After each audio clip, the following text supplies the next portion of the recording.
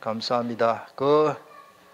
지난 금요일 날은 하나님께서 우리 강단에 제목만 말씀드리면 간단하게 하나님 앞에 큰 응답받아야 되기 때문에 응답이 뭐냐? 응답은 바로 한번 따라하겠습니다. 말씀대로 순종하는 것. 내가 하나님 말씀 따라 말씀을 순종하는 것 자체가 응답이에요.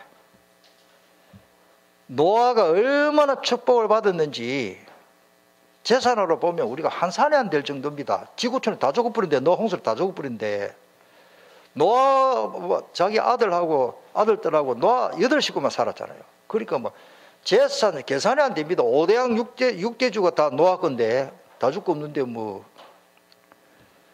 노아에게 그 키워드가 뭐냐? 노아에게 가장 중요한 것은 따릅시다. 다 준행하였더라. 하나님의 말씀을 대로 다 준행했다라고 기록돼 2번이나 나옵니다. 6장 마지막 절에 나오고 7장 5절에도 나오고. 그래서 오늘 우리가 하나님 말씀대로 준행하면 그 자체가 응답이고 축복인 줄 믿습니다. 오늘 새벽에는 하나님의 나라에 대해서 말씀을 하나님 주셨습니다. 하나님의 나라는요, 왜 하나님의 나라를 이루어야 되느냐? 우리가요, 겉으로는 표현이 잘 안 돼도 모든 사람이 상한 감정이라고, 상한 감정. 이거는 나만 상하는 게 아니고 내가 신앙생활도 제대로 못한 상한 감정 때문에 그것 때문에 또 상대방에게 또 상처를 주고 상방간에 이거는 나쁜 영향의 역사가 일어나는 거예요. 그래서 하나님의 나라가 임해야 되는데 오늘 새벽의 말씀은 마태복음 12장 28절에 나중에 영상으로 안 보시면 꼭 보시기를 바랍니다. 성령을 힘입어 귀신을 쫓아내야 됩니다. 악한 영 흑암의 세력이 내 마음과 생각, 감정 이거를 이게 병들게 하는 거예요. 병들게 하는 거예요. 우리 육체도 병들면 고통스럽지만은요, 이 감정이 상해 놓으면요, 평생 이게 그거를 치료 못 받으면 목사가 되고 중직자가 되고 교육자가 되고 선교사가 되어도 상한 감정을 가지고는 다른 사람한테 좋은 말이 잘 안 나오는 거예요. 항상 불투명하고 혈기가 나오고 짜증소리가 나오고 불쾌감이 나오고 말은 복음인데 사실은 상대방에게 도로 상처를 많이 주는 그런 사역을 하는 사람 실제로 많거든요. 저 자신부터 그런 걸 다 컨설팅을 해야 되는데 우리가 그 하나님의 나라가 내게 임하는 그걸 누리면서 편안하게 다락방을 하면 참 행복하고 이 말씀 전할 때에 내 마음이 기쁘고 이 말씀 들을 때에 또 듣기 원하고 할렐루야. 이게 다락방 지교에 지속할 수 있는 방법이 다른 방법이 없어요. 그래서 오늘 새벽에 우리 상한 감정을 치료받으려면 하나님의 나라가 임해야 된다는 말씀을 드렸습니다. 자, 지난주일까지 메시지가 예수님 십자가 고난 3일 만에 부활 성천 다시 오실 그리스도 재림까지 말씀드렸고 이제 그러면 앞으로 할 거 없네.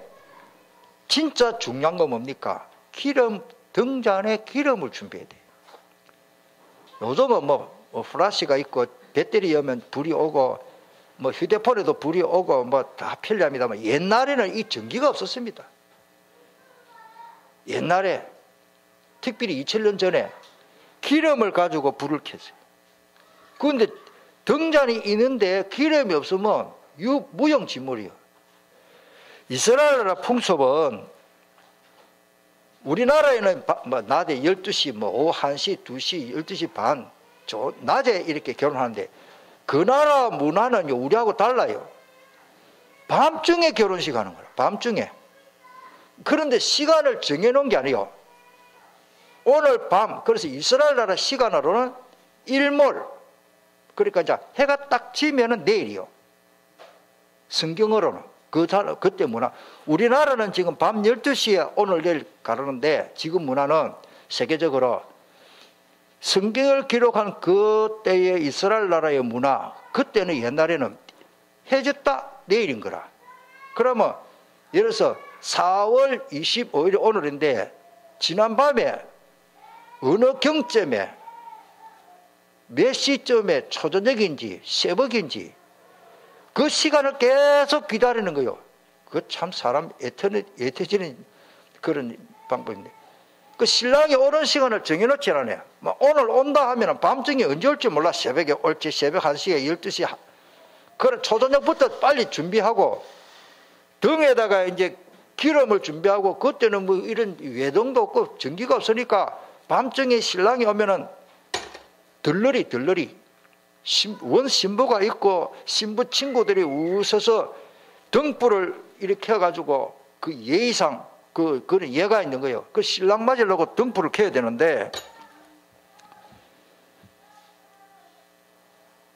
등에는 기름이 없으면은 등이 있어도 불이 없는 거예요. 오늘 그 이야기입니다. 자, 그래서 지금 우리가 지금 살고 있는 이 지금 사회가요, 이 문화가요, 저도 다 몰라요. 뭐 인공지능이다.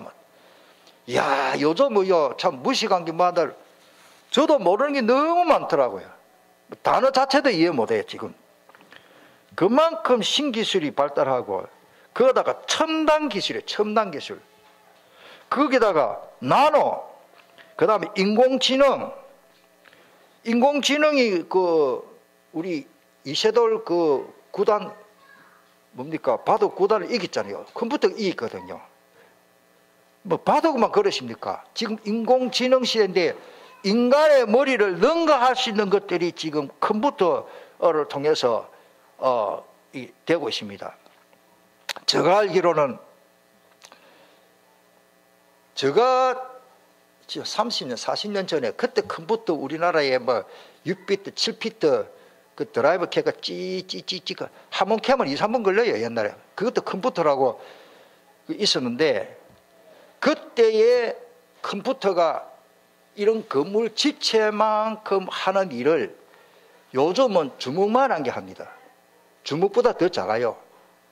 그거다가 더 적게 손목에 차고 자를 정도로 그만큼 첨단 기술이 발달했습니다. 그건 뭘 말합니까? 지금 막 급변하는 시대. 옛날에는 이 집체만한 게 돌아가가지고 여러 수천 개, 수만 개 돌아가야 되는데, 지금은 간단하게 주먹보다 더 작은 것이 그 기능을 다 할 수 있다. 그만큼 발달했다. 휴대폰 이거 뭐 우리 들고 다니지만요, 이 스마트폰이요 막 갈수록 발달해가지고 스마트폰의 카메라가 일반 옛날의 카메라보다 질이 훨씬 더 좋아요. 우리 목사님들 요즘 코로나 때문에 영상으로 하는데 자기 휴대폰으로 영상을 찍어가지고 보내갖고 수업 내용 보내고, 이런 세상인데, 아이고 뭐 다 그렇대. 저는 이게요, 성경으로 보면은 간단한 문제가 아니다. 따라서 급변하는 시대. 오늘 우리가 특별히 저는 렘넌트를 위해서 기도합니다. 이렇게 급변하는 시대에 우리 렘넌트들이 앞으로 어떻게 준비해야 되는지 일단은 공부는 해야 돼요. 자기 전문성을 살려야 됩니다. 그런데 저는 이 책들을 보고 제가 그 요약해놓은 건 봤는데, 우리 렘넌트들이나 우리 젊은 분들, 자녀들을 가지신 분들은 읽어보신 분도 아니 계십니까만은 2030 뭡니까?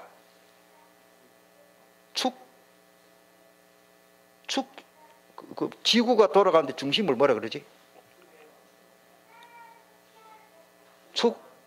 예? 그래. 그런 책이 있습니다. 하여튼 축의 변화, 2030 축의 변화, UN 미래 보고서. 제가 그 요약하는 거 보고 책은 아직 누가 자꾸 목사님 그 책을 꼭 사보십시오 하는데, 여러분들 꼭 한번 사보셔야 참고하십시오. 그 100% 그래 된다는 건 아니고 통계하기 때문에, 야, 입이 쫙 벌어지는 거예요. 입이 쫙 벌어져요.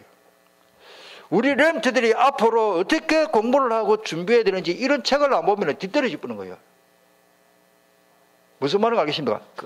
자, 그렇게 급변하는 세상에 제가 여기 해놨네요. 해놔놓고 UN 미래 보고서 2030 년이 되면은 일자리가 80% 사라집니다. 거짓말 같은 이야기 지금 일어나고 있습니다. 우리 교회 지금 연세 많고 이사를 해서 요즘 자주 못 오신다면 호길 장로님 얼마 전에 통화를 했거든요. 그래 이래가지고 얼마 전에 또 나오시라 해가지고 식사도 함께 하면서 무슨 말씀 하시는가 하면은 목사님 뭐 앞으로 한 5년만 했으면 부산에 70% 30%가 아파트 빌 거예요 이러더라고요. 부동산 전문인이거든요. 그 부동산 전문인들이 하는 말이요.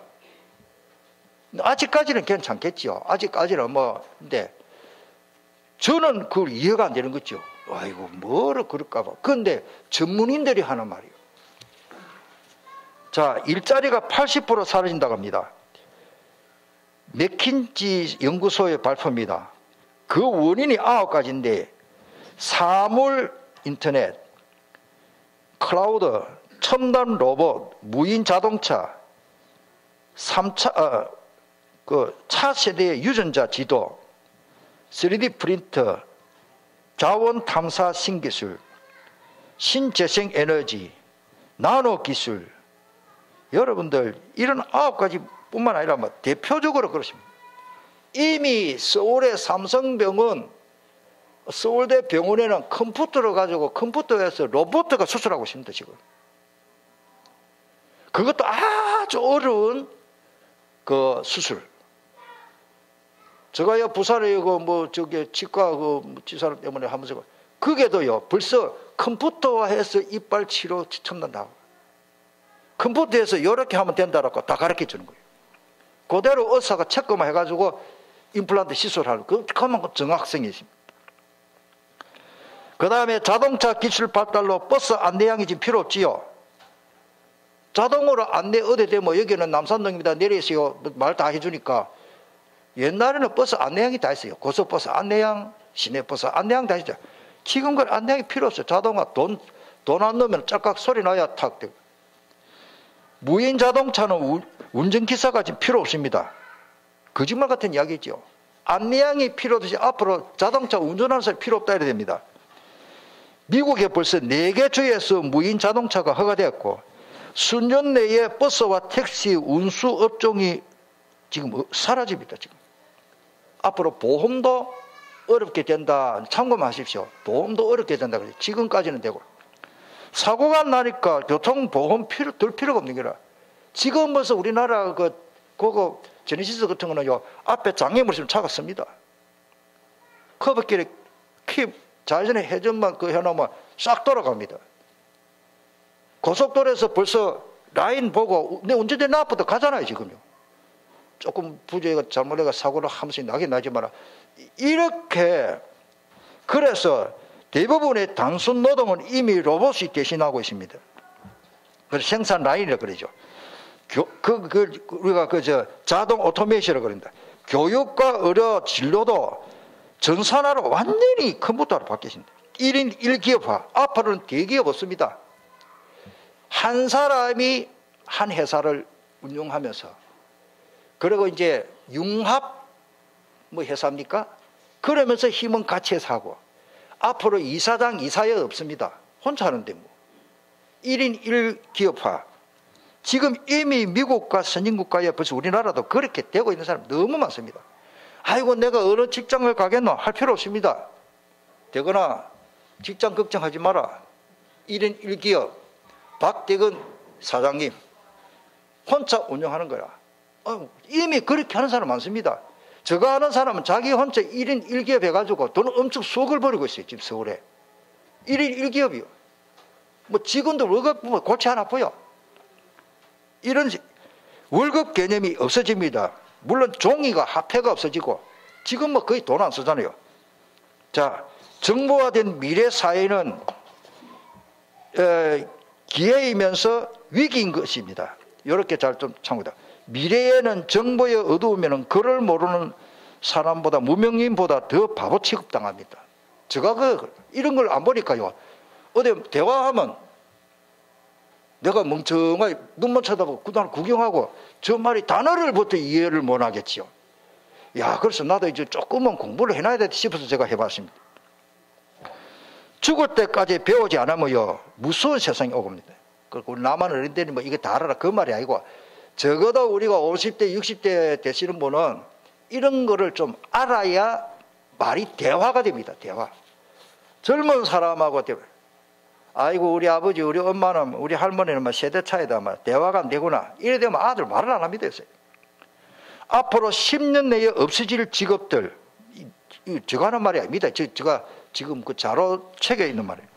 부동산 중개업, 교사, 인쇄업, 뭐 교사는 완전히 없어지지는 않겠죠. 교사 한 명만 하면 수십만 명을 가르쳐 주십니다. 영상으로 다 가르치죠. 교육하잖아요.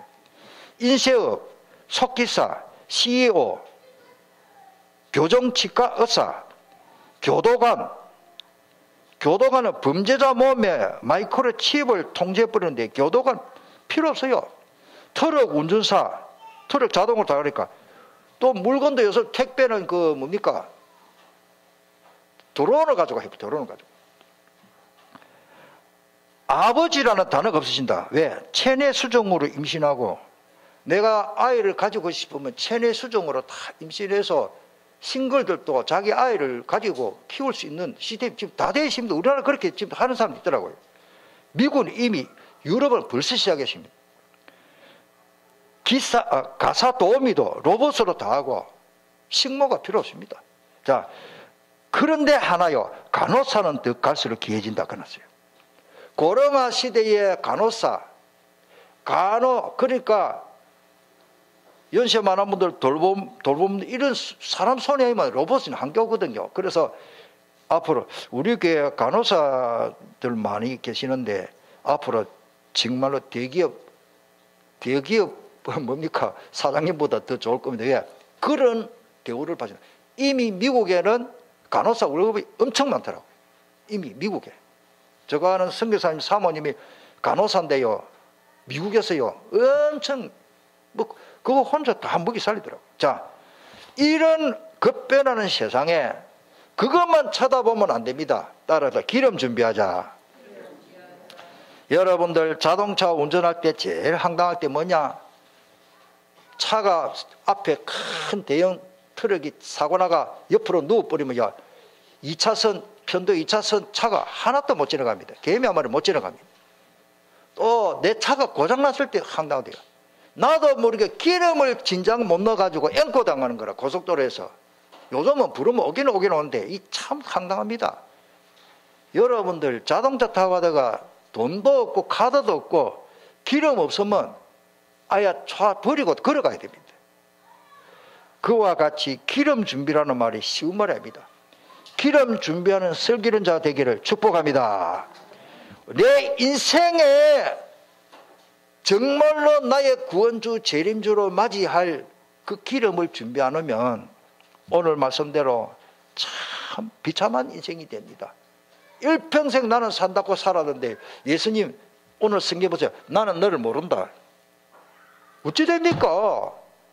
예수님 재림해가지고 나 너 모른다. 이래버리면 어떻게 되느냐 말이에요. 오늘 슬기로운 사람, 똑똑한 사람, 진짜 판단력 있는 사람 누굽니까? 슬기 있는 자들은 그릇에 기름을 담아 등과 함께 가져갔더니 4절에 나오죠.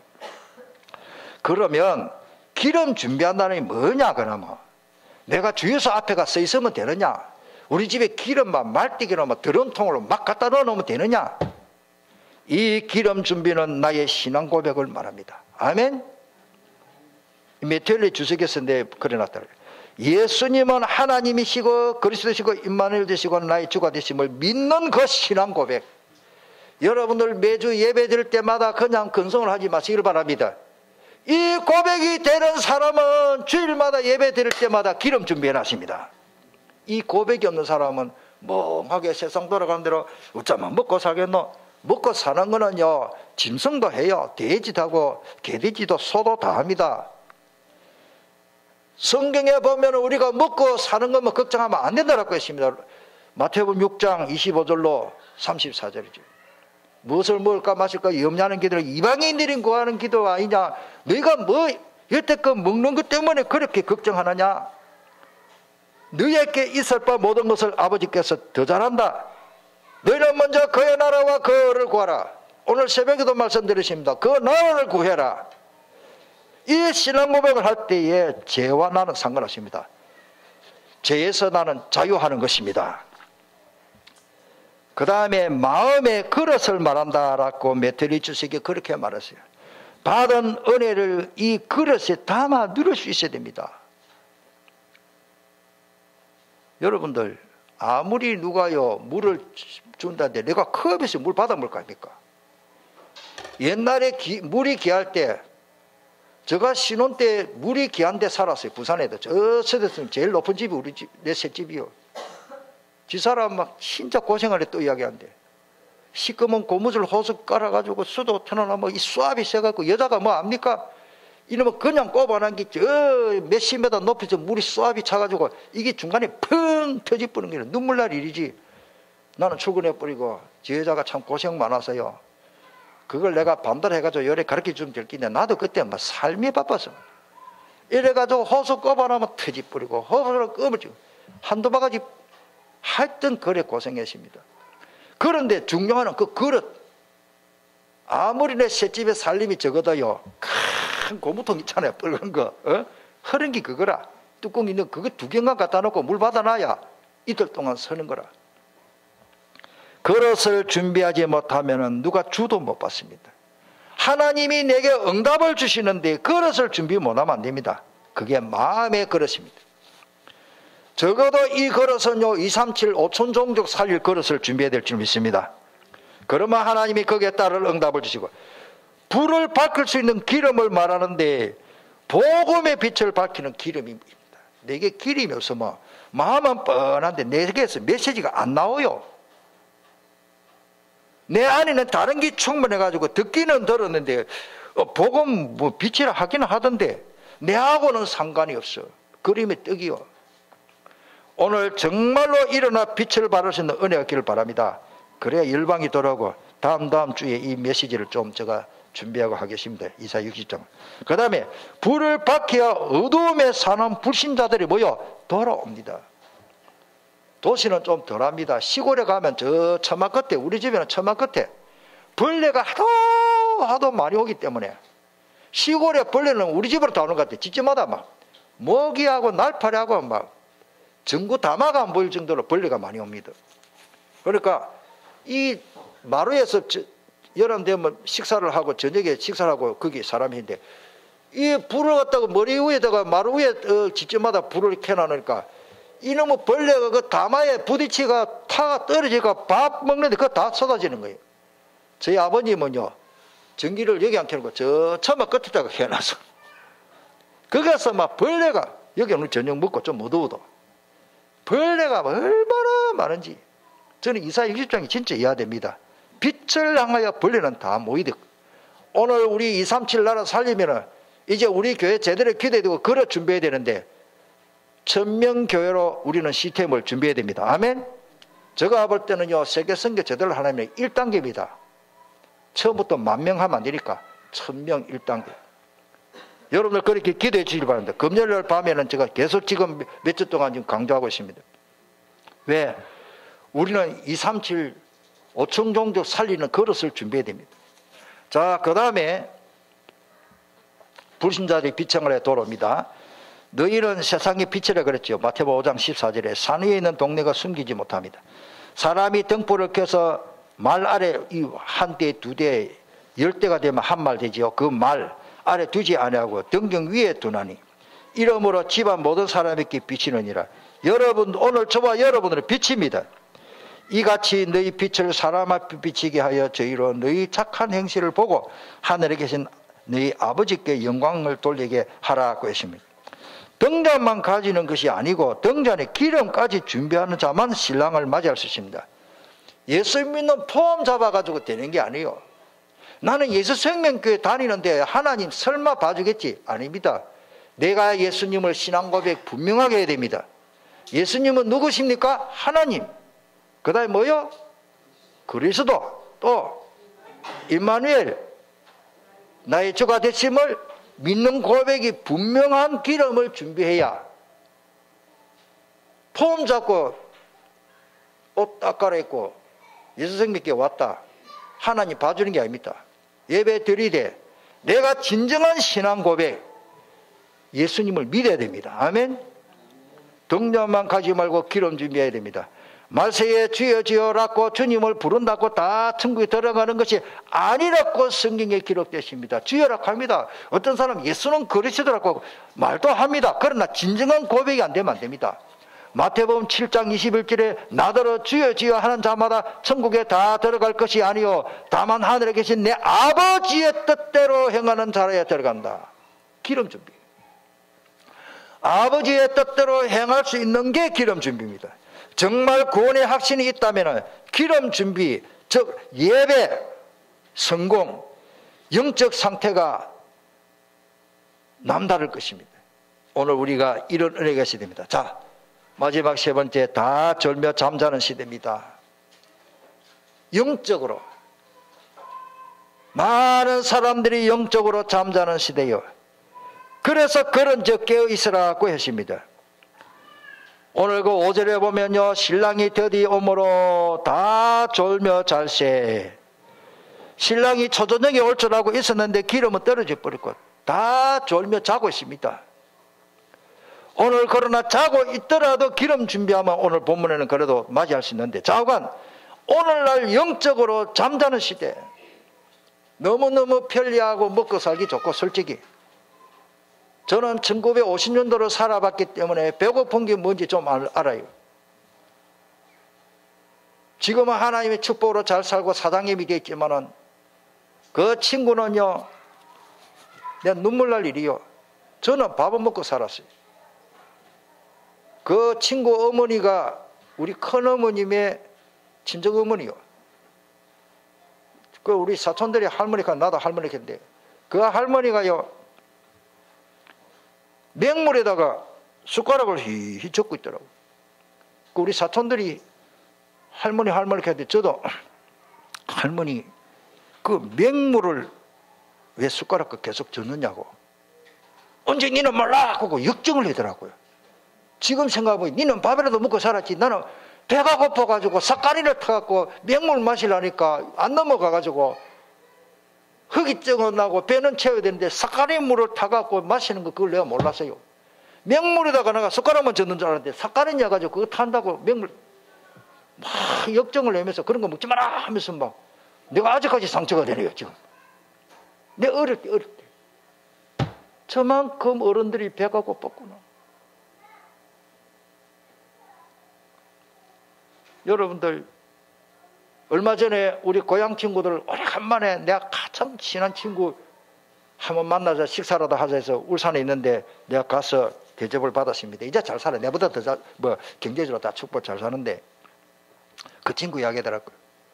자기도 배가 고팠어요. 미안합니다. 저는 하나님의 축복으로 우리 집에는 조금 밥이라도 먹고 살았는가 봐요. 너희 집이 부럽더라. 여러분들 참 요즘 내가 왜 이런 말씀을 신랄하게 하냐면 지금 먹고 사는 거 걱정 안 합니다. 솔직히 하루에 옛날에는 하루 종일 못 버는 돈을 1시간 일당 받아도 밥은 먹고 삽니다. 제가 볼 때는 요즘 시급이 얼마입니까? 8,000원이니까 만원이니까 내가 확실히는 모르겠는데 안 해봐서 그것만 하면 라면은 한 바스 사지 얼마 사는지 잘 모르겠어요. 밥은 먹고 살아야. 하루에 1시간만 어디 일해도 밥은 먹고 살겠나 내 생각입니다. 옛날에는 하루 종일도 밥 먹고 살기 어렵습니다. 지금 우리 이멜다 선교사에서 헌금을 했는데요, 그 사람들 병원비가 천문학적인 숫자예요. 그 사람 나라들은 지금 15만 원, 20만 원만 한 달 생활비인데 800만 원, 900만 원 병원비가 나왔으니까 이거 어쩝니까? 이 한국에서 참 이렇게 우리가 헌금을 모아서 보내게 된 게 참 감사하고, 오늘 우리가요 너무 살기 좋으니까 사람들이 영적으로 너무 잠이 많아. 그 말은 잠을 맞으면 제가 해야 돼. 그 말이고 예배 안 드리고 기도 안 하고 교회는 멀리 해버리고 코로나가 핑계 좋다. 아무리 코로나 해도 여러분들은 예배를 회복하시길 바랍니다. 집에서 해도 하세요. 영상으로도 하세요. 예배 안 드리면 기름 준비 안 되는 겁니다. 영적으로 졸고 있습니다. 신랑이 드디어 오므로 다 졸고 있습니다. 졸고 있다는 것은 영적 쇠퇴를 말합니다. 내가 졸고 있다는 것은 영적으로 병들고 죽어가는 상태인 줄 나도 모르고 있다는 것입니다. 메텔리 주석이 그걸 해놨더라고요. 지금 거의 다 내용이 지금 메텔리 주석을 요약해서 택함 받은 자가 다 복음 받을 때까지 기다리고 계시는 겁니다. 오늘 그 본문에 앞에 24장 14절에 보니까 이 천국 복음이 모든 민족에게 전거되기 위하여 온 세상에 전파되는 그제야 끝이 온다. 이 복음이 끝이 어디까지 끝인지 우리는 모르죠. 그 날들을 감하지 아니할 것이면 모든 육체가 구원을 얻지 못할 것이나 그러나 택하신 자들을 위하여 그 날들을 감하시리라. 하나님이 지구를 완전히 불심판을 하고 완전히 지구의 종말 심판을 아직까지 안 하고 계시는 것은 하나님이 구원받아야 될 그 하나님의 작정된 자를 택함받은 자가 다 돌아올 때까지 기다리고 계시는 거예요. 그 다음에 기름을 빌리러 갈 때는 이미 늦습니다. 어떤 분들은 목사님 제가 죽을 때 돼서 그때 신앙생활 잘하면 안 되겠습니까? 안 하는 것보다는 낫지. 그게 쉽지 않아요. 내가 전번에 지난주에 말씀드렸습니까? 도둑놈 하도 많아가지고 도둑놈 잔다고 초절부터 눈을 뜨고 구멍에다 창호지 구멍에 문을 뜯어서 도둑놈들 기다리는데 진짜 도둑님이 대문 열고 들어오는 게라. 그렇게 기다리던 도둑님이 얼마나 반갑겠어요. 도둑놈 왔다 안심하고 딱 잡버립니다. 도둑 딱 털어가고. 그런 이야기. 오늘 우리는요 구원의 개인구, 내가 예수님을 믿고 내가 나중에 잘하겠다 아닙니다. 이미 도둑놈 다 털어가 버렸는데 항상 깨어있어야 됩니다. 아멘. 말세가 되면은 참 진실된 믿음을 보기 어렵습니다. 누가복음 18장 8절에 그러나 인자갈 때 세상의 믿음을 보겠느냐.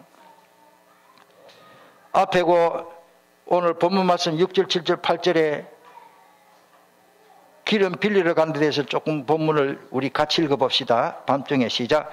밤중에 소리가 나되 보라 신랑이로다 맞으러 나가매 이에 그 처녀들이 다 일어나 등을 준비할세 미련한 자들이 슬기 있는 자들에게 이르되 우리 등불이 꺼져가니 너희의 기름을 좀 나눠달라 하거늘. 지금 믿음은 빌려주는 게 아니에요. 구원은 하면 빌려줬다가 빼받는 게 아니옵시다. 구원은 하나님께 내가 직접 받았어. 왜? 생명이기 때문에. 여러분들 생명 2개 같으면 하나 줄 수 있지. 생명이 하나입니까? 2개입니까? 10개입니까? 내 생명 하나밖에 없어요. 그래서 하나님이 그렇게 어리석은 분이 아니에요. 나중에 내가 예수 잘 믿겠다 안 하겠다는 말보다는 좋겠는데. 마무리하겠습니다. 항상 내 자신의 등잔에 기름이 있는지 점검해야 됩니다. 아멘. 이 세상에 참 어리석은 사가 뭐냐, 자기 인생을 자기를 학대하는 사람이에요. 내가 구원을 받든지 안 받든지 그거는 자기 학대는 성경이나 아주 나쁜 생각입니다.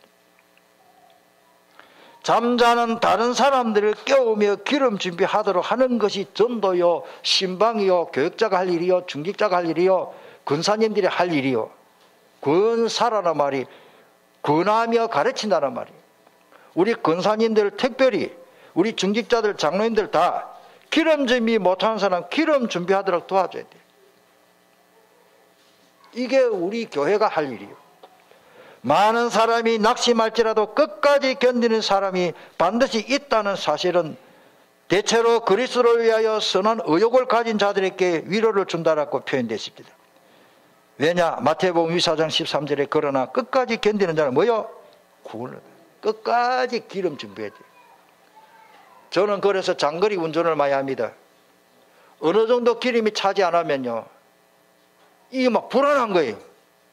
그래 이제 그 이론으로는 앵커 마지막 그 눈금에서 40km 갈 수 있다더라고요. 그 일부러 맞추는 건 아닌데 불이 뻥뻥 오는데 40km 간다 하더라고요, 고속도로에서는. 그런데 우리 휴게소가 휴게소 사이가 거의 40km예요. 우리나라 휴게소가 세계적이고 거리도 딱 맞춰놨어요. 제가 뭐 칠곡 그 다음에 이제 선산 휴게소 지나가는데 그 딱 40km 40km. 대충 보면 30km도 있지만 거의 40km마다 우리나라는 휴게소가 있습니다. 제가 이런 말씀을 왜 드리냐? 기름 준비. 아이고 기름 아직 있네. 달리자. 가다가 앵코되면 어디 됩니까? 무용지물이요. 차 큰일 납니다. 요즘은 고속도로 가다가 옆에 차를 세우지도 못합니다. 사고 나거든요. 그래서 오늘 우리는 그만큼 우리 주님 언제 오실지 모르니까 신랑 대신 예수님을 맞이하는 기름 준비가 가장 큰 사명인 줄 믿습니다. 통성으로 한번 기도하겠습니다. 재림하실 주님을 두고 우리 갈 거는 기름 준비입니다. 정말로 기름 준비해야 됩니다. 그거는 남이 해주는 게 아니에요. 우리 엄마가 기도 많이 하기 때문에 나는 기름 준비됐다 아닙니다. 내가 기름 준비를 해야 돼. 우리 엄마는 우리 엄마가 타고 가는 차에 기름을 있지 내 차에는 기름이 없어요. 내 등잔에 기름이 없으면 나는 불이 꺼져 있어요. 기름만 있으면 됩니다. 하나님 내게 마지막 때 주님 오실 때까지 등잔에 기름 준비 제대로 하게 주시고 말씀 붙잡고 예배드리고 줄기차게 주님 바라보는 기름 준비하게 주옵소서. 통성으로 기도하겠습니다.